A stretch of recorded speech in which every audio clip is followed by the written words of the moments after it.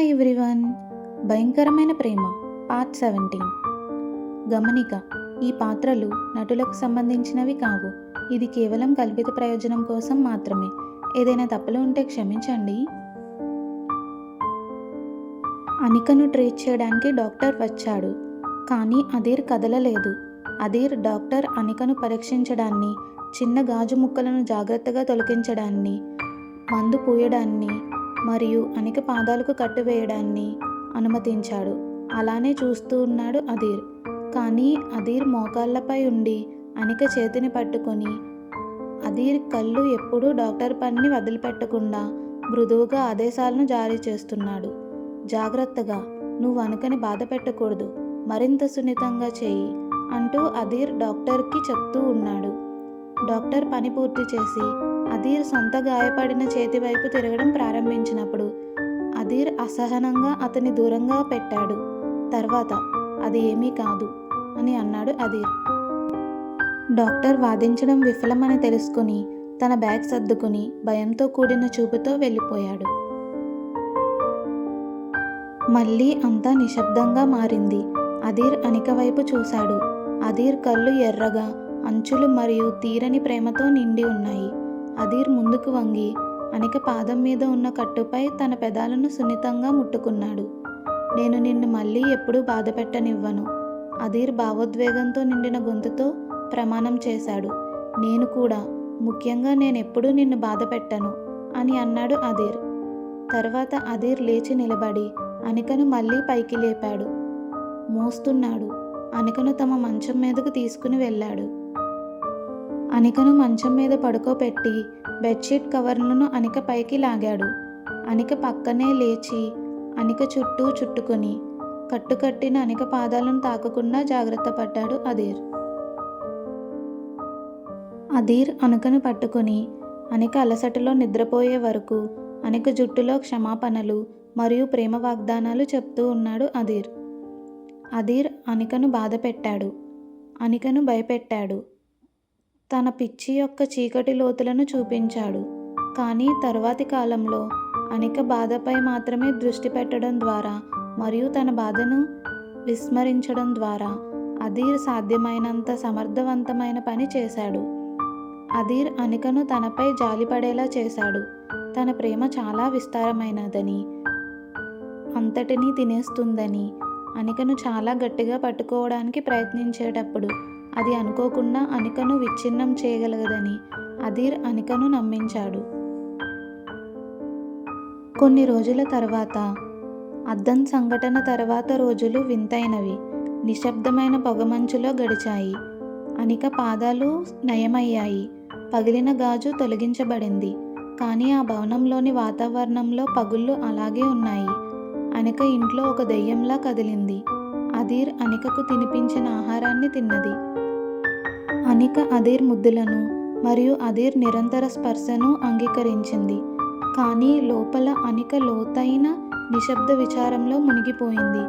ఆ ఆవేశం, అధీర్ పిచ్చి యొక్క దృశ్యం అనికలోని చివరి పోరాటాన్ని చల్లార్చింది. అనిక తీవ్ర నిరాశను అనుభవించింది. ఇది అనిక జీవితం. ఎప్పటికీ అనిక దాన్ని అంగీకరించింది. కానీ ఆ అంగీకారం అనిక ఛాతీలో ఒక భారీ చల్లని బరువు అయింది. అయినప్పటికీ అనిక జాగ్రత్తగా ఉంది, చాలా జాగ్రత్తగా. అనిక ఎప్పుడూ తన చిరునవ్వును అధీర్ ముందు జారవిడుచుకోనివ్వలేదు. అనిక ఎప్పుడూ నిట్టూర్పు విడవలేదు. అనిక తన కన్నీళ్లను లోపల ఉంచుకుంది. అవి అనిక హృదయంలో ఒక రంధ్రం కాలిపోతుందని అనిపించే వరకు. అధీర్ సంతోషంగా లేడని భావించినప్పుడు ఏమి జరిగిందో అనిక చూసింది. అనిక దానిని ప్రమాదంలో పడేయలేకపోయింది. ఈ పిచ్చికి అనిక మళ్ళీ కారణం కాలేకపోయింది. ఒక మధ్యాహ్నం అధీర్ తన ఇంటి ఆఫీసులో ఒక ముఖ్యమైన వీడియో కాల్లో ఉన్నాడు. అనిక తోటలో ఇంటికి దూరంగా ఉన్న బెంచ్ మీద కూర్చుని ఉంది. అక్కడ అనిక ఒంటరిగా ఉందని అనుకుంది. ప్రియా తన గదిలోనే ఉంది.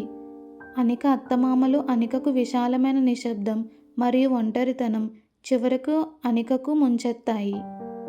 అనిక సోదరి రియా తన పెళ్లికి ప్రయత్నిస్తున్నప్పుడు నవ్వుతున్న జ్ఞాపకం అనిక మనసులో మెదిలింది. అనిక నిజంగా భాగం కాని జ్ఞాపకం అది. ఒక కన్నీరు కారింది. తర్వాత మరొకటి. అలా అనిక బాధపడుతూ ఉంది. అనిక అధీర్ అడుగుల చప్పుడు వినలేదు.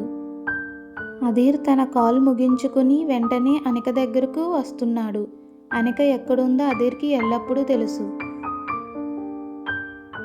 అధీర్ అనిక కోసం వచ్చాడు. తనను దూరం నుండి చూశాడు. అనిక త్వరగా చెంపను తుడుచుకున్న విధానం చూశాడు. అనిక నుండి వెలువడే నిశ్శబ్ద ఒంటరి దుఃఖం అది. ఒక సాధారణ పురుషుడికి ఇది ఓదార్పు కోసం ఒక సంకేతం. అధీర్కి ఇది విపత్తు. అధీర్ నడవడం ఆపాడు. అధీర్ ప్రపంచం మొత్తం వంగిపోయింది. అనిక ఏడుస్తోంది. అనిక ఏడుస్తోంది మరియు అధీర్కి తెలియదు. అనిక చాలా విచారంగా ఉంది మరియు అనిక దాన్ని అధీర్ నుండి దాచిపెట్టింది. ఇది అనిక అరుపు కంటే దారుణంగా ఉంది. ఈ నిశ్శబ్ద రహస్య విచారం వారి మధ్య ఒక గోడలా ఉంది. అది అధీర్ బహుమతులు లేదా ఆదేశాలను సరిచేయలేని నొప్పి అది. అది చూస్తూ అధీర్ నెమ్మదిగా అనిక వైపు నడిచాడు. అనిక అధీర్ మాట విని తన ముఖాన్ని త్వరగా తుడిచి నవ్వుతూ బలవంతంగా అధీర్ని చూసింది. అధీర్, మీ సమావేశం ముగిసిందా అని అడిగింది అనిక. అధీర్ చిరునవ్వును తిరిగి ఇవ్వలేదు. అధీర్ అనిక ముందు మోకరిల్లాడు. అధీర్ కళ్ళు అనిక ముఖాన్ని వెతుకుతున్నాయి. అనిక దుర్బలమైన చర్య ద్వారా చూశాడు. అధీర్ స్వంత వ్యక్తీకరణ నొప్పితో చెక్కబడి ఉండి లోతైనది. అనిక ఊపిరి పీల్చుకుంది. నువ్వు ఏడుస్తున్నావా? అధీర్ మెల్లగా అడిగాడు. ఇది ఆరోపణ కాదు, ఇది హృదయ విదారకమైన పరిశీలన. లేదు, అనిక అబద్ధం చెప్పడం ప్రారంభించింది. కానీ అధీర్ కళ్ళలోకి చూసి ఆపివేసింది. అధీర్కి తెలుసు ఏది నిజం ఏది అబద్ధమని. అధీర్ చేయి చాపి అనిక చెంప మీద కన్నీటి బొట్టును మెల్లగా తాకాడు. నువ్వు చాలా విచారంగా ఉన్నావు జాన్. నువ్వు దాన్ని నా నుండి దాచుకుంటున్నావు. ఇది నన్ను దేనికన్నా ఎక్కువగా బాధ పెడుతుంది. అధీర్ లోతైన వణుకుతున్న శ్వాస తీసుకున్నాడు. ఆ మాటలు అధీర్ నుండి నలిగిపోయినట్లు అనిపించింది. నేను నిన్ను ఇలా చూడలేను. నీ కన్నీళ్లకు నేను కారణం కాలేను అని అధీర్ అన్నాడు. అధీర్ తన చేతుల వైపు చూశాడు. తరువాత అనిక వైపు తిరిగి అధీర్ కళ్ళు కన్నీటితో మెరుస్తున్నాయి. నువ్వు వెళ్తావా అని అధీర్ అడిగాడు. అనిక గుండె ఆగిపోయినట్టు అనిపించింది. వెళ్ళాలా? ఎక్కడికి?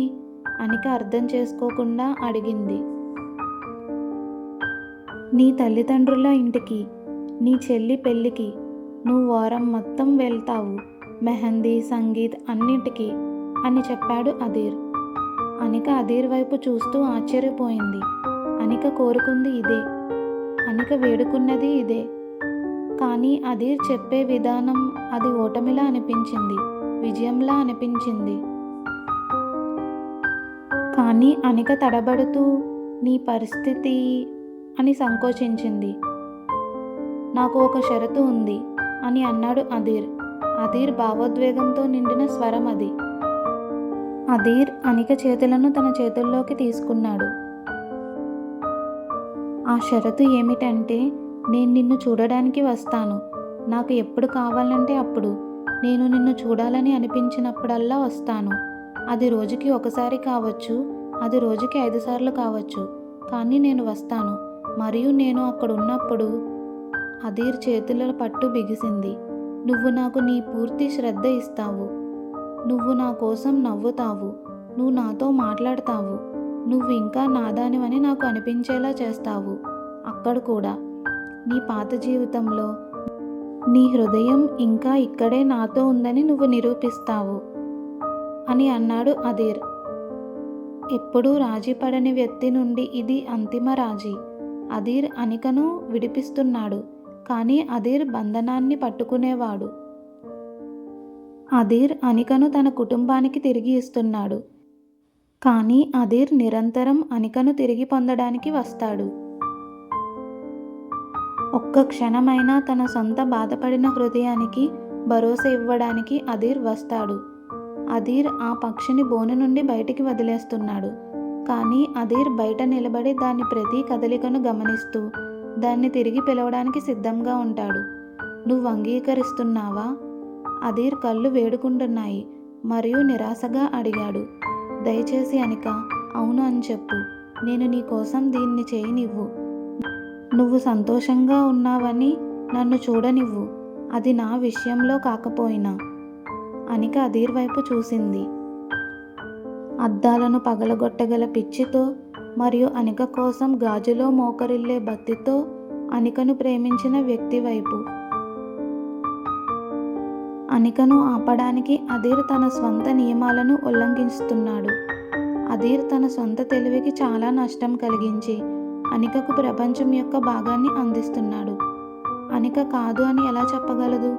అనిక నెమ్మదిగా తల ఊపింది.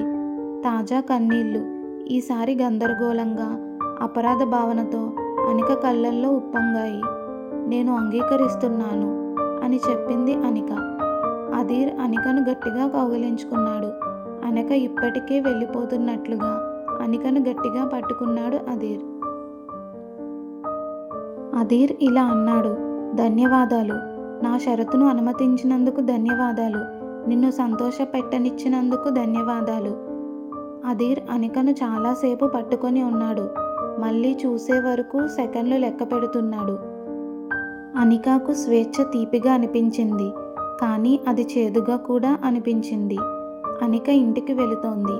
కానీ అనిక తన స్వాధీనతా భావంతో విరిగిన భర్త తలుపులో నిలబడి ఉంటాడని అనికకు తెలుసు. నిరంతరం అనిక హృదయం అనిక సొంతం కాదని గుర్తుచేసే నీడ అది. Next part continuous. అనిక మరియు అధీర్ ప్రేమను తెలుసుకోవడానికి లైక్ చేసి, షేర్ చేసి, సబ్స్క్రైబ్ చేయండి. Thanks for watching.